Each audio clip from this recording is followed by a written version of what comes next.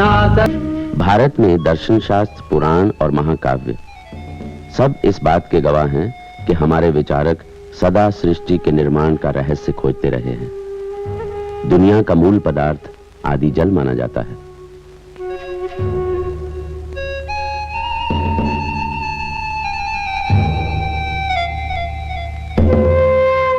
सृष्टि के निर्माण के बाद जीव जंतुओं के विकास का सिद्धांत हमें दशावतार के पहले 5 अवतारों में दिखाई पड़ता है। मत्स्य अवतार मछली का, जो आदि जल से उत्पन्न हुई। कूर्म अवतार कछुए का, जो जल और धरती दोनों पर रहता है। वराह अवतार, जो वायु पुराण के अनुसार चुना ही इसलिए गया है कि उसे जल क्रीड़ा का शौक है।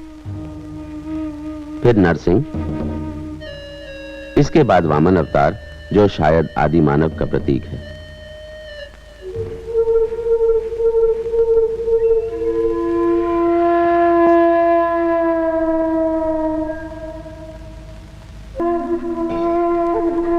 जंगली जानवरों के प्रति आदि मानव को भय और श्रद्धा दोनों रहे होंगे और शुरू में इनकी आराधना भी होती होगी। फिर भित्ति चित्रों में मनुष्य के आकार भी बनने लगे, जो टोने टोटके जैसे थे। साथ में नृत्य और प्रथाएं भी होती ताकि शिकार में सफलता मिले।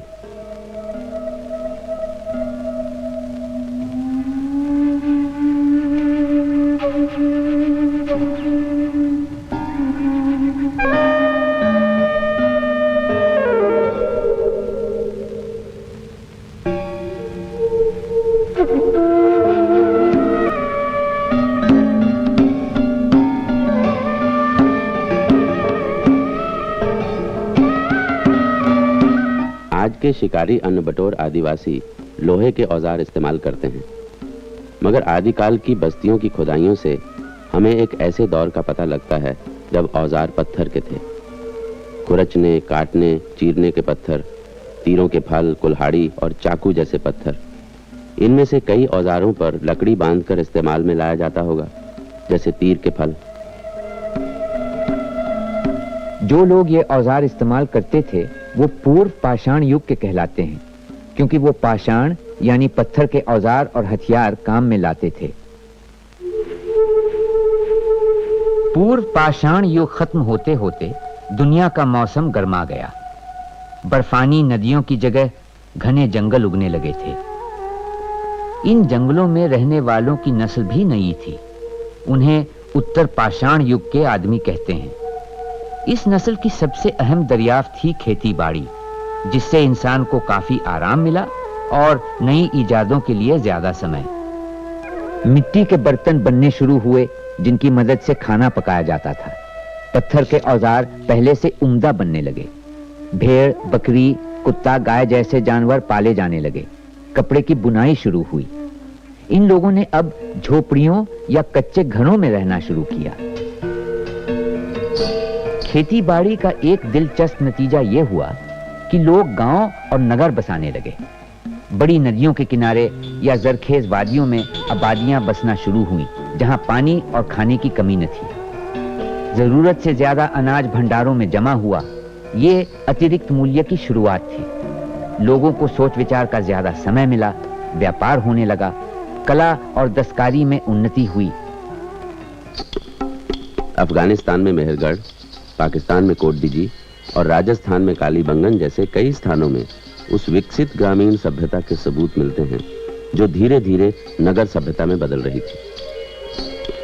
किसी नगर सभ्यता के विकास के लिए जिन शर्तों का पूरा होना जरूरी है वो हैं खपत से ज्यादा पैदावार, व्यापार प्रणाली, माल लाने ले जाने के आसान तरीके, आकार और नाप तौल के नियम, माल की बिक्री के लिए चांदी, सोने, अनाज या सिक्कों का इस्तेमाल, कायदे कानून पर चलने वाला धर्म और खास तरतीब से बनी इमारतें। और इन शर्तों के पूरा होने पर ही सिंधु घाटी सभ्यता का विकास हुआ।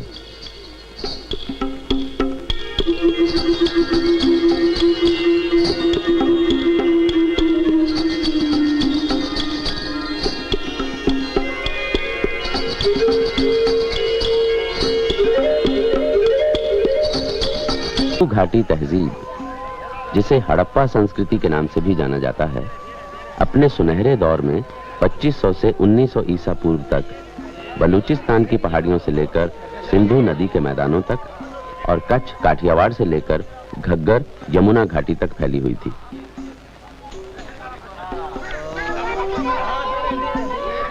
सिंधु के मैदानों पर मोहनजोदड़ो और हड़प्पा का अधिकार था। लोथल काठियावाड़ की राजधानी थी, कालीबंगन पूर्वी प्रांत का मुख्य शहर था और डाबरकोट पश्चिमी प्रांत का। सिंधु सभ्यता का असर उसकी सीमाओं से बाहर पश्चिम और मध्य एशिया तक में महसूस किया गया।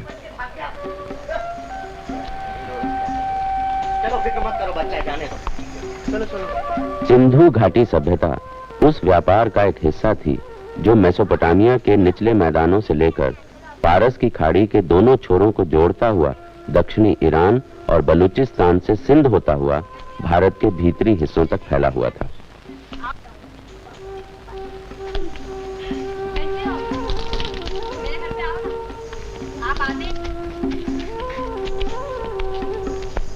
इस सभ्यता का प्रमुख जलमार्ग सिंधु और उसकी सहायक नदियां ही थीं।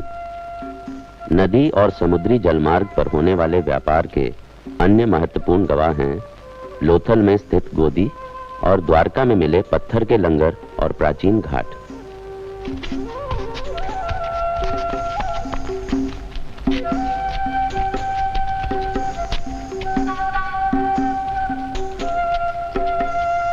अकाद के राजा सरगोन के जमाने में लोथल और मोहनजोदड़ो से कीमती पत्थरों की मालाएं, मणि, मोती आदि, हाथी दांत और शंख वगैरह से बनी चीजें और शायद कपास की चीजें भी पश्चिम एशिया के शहरों को निर्यात की जाती थी। उस वक्त की मिट्टी की मोहरों और शिलालेखों के हिसाब से आज का मकरान तट मगन और भारत का पश्चिमी तट मेलुहा कहलाते थे। भारत से पाल वाली नावें अकाद की खाड़ी तक चलती थी। मेलुहा से आते जहाज, मगन से आते जहाज, दिलमन से आते जहाज, अकाद के बंदरगाह का सबने छू लिया किनारा है। मोहनजोदड़ो और हड़प्पा के नगरों में अंतरराष्ट्रीय व्यापार की मंडियां थीं, जहां जगह जगह से आया माल साफ होकर छंटकर बांधा जाता था और फिर आगे भेजा जाता था।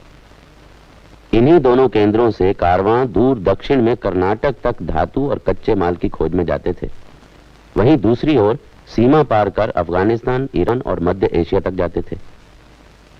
जैसे आजकल की मंडियों में माल को बांधकर बाहर भेजा जाता है और पहचान के लिए उस पर निशान लगाए जाते हैं, सिंधु सभ्यता की मोहरें भी शायद ऐसे ही इस्तेमाल होती होंगी।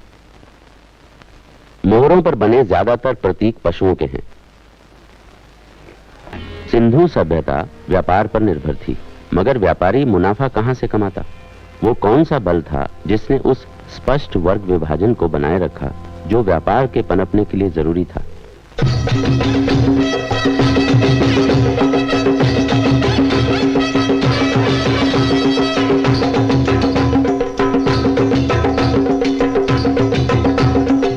आम जनता पर व्यवस्था के नियंत्रण का अंदाजा मंदिर और पुजारी वर्ग की शक्ति से लगाया जा सकता है।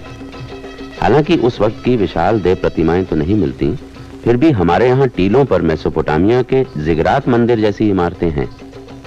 पुष्कर के पास रहने वाली देवी दासियों के साथ यात्रियों का सहवास देवी पूजा का एक संस्कार था, जो आज भी दक्षिण में देवदासी परंपरा के रूप में मौजूद है। खंडरों में बड़ी संख्या में मिलने वाली मूर्तियां आज भी भारत के कई हिस्सों में पूजी जाने वाली मूर्तियों से मिलती जुलती हैं। सिंधु घाटी में विशाल मूर्तियों और देव प्रतिमाओं के न मिलने की वजह हो सकती है जीवित देवियों की पूजा, जो अब भी नेपाल में होती है। कहने का मतलब यह है कि धर्म प्रधानता ही सिंधु घाटी सभ्यता को 500 साल तक जीवित रख सकी। शायद इस सभ्यता के अंत का कारण इसके व्यापार का पतन होगा। एक और मत यह है कि लगभग 4000 साल पहले आर्यों के फैलाव की वजह से सिंधु सभ्यता धीरे धीरे नष्ट हो गई। आर्यों ने सिंधु वासियों द्वारा नदियों पर बनाए सारे बांध तोड़कर उनकी खेती का आधार ही मिटा दिया। वेदों में जगह जगह जिक्र आता है कि इंद्र ने उन जलधाराओं को मुक्त करवाया जिन्हें असुरों ने बांध रखा था। राक्षस ऊबड़ खाबड़ जमीन पर काले सर्प सा लेटा था। जब इंद्र ने अपने अंग भंग करने वाले शस्त्र से उस पर प्रहार किया, तब नदियों का प्रवाह रुक गया, धरती डोलने लगी, बड़ी बड़ी चट्टानें और पत्थर रथ के पहियों से लुढ़कने लगे और बंधी हुई समस्त जलधाराएं छूटकर दैत्य के लेटे हुए शरीर पर बहने लगी।